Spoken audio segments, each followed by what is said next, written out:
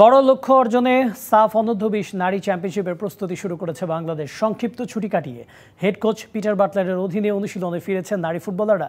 সহকারীদের কাজ বুঝিয়ে দিয়ে ছুটিতে যাবেন বাটলার।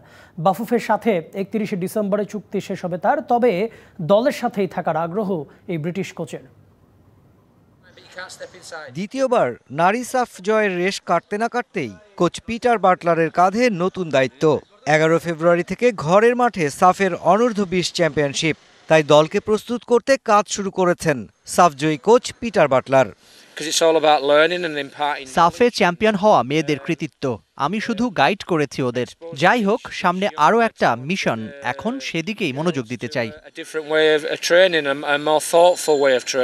মঙ্গলবার সকালে মাঠে আর দুপুরে জিমে ঘাম ঝরিয়েছে ফুটবলাররা। কোচ পিটার মেয়েদের উপর আস্থা রাখছেন, দলের বেশিরভাগ ফুটবলারই পুরনো।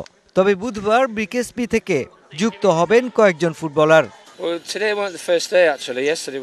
সবেমাত্র ক্যাম্প শুরু করলাম, মেয়েরা ছুটি কাটিয়ে ফিরছে, সবাই আত্মবিশ্বাসী, ভালো কিছু করার আগ্রহ ওদের মধ্যে প্রবল।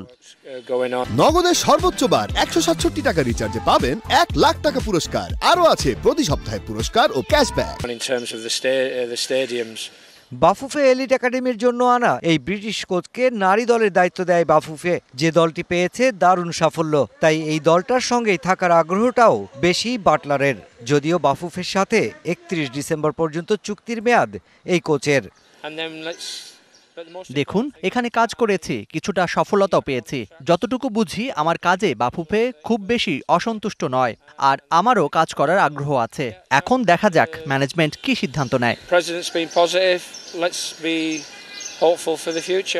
7 ডিসেম্বর কক্সবাজারে বিওএ এবং সেনাবাহিনীর পক্ষ থেকে সংবর্ধনা দেয়া হবে সাফজয়ী নারী ফুটবলারদের, আর তার পরপরই ছুটিতে যাবেন Buttler. Mushfiqur Rahman, DBC news, Dhaka.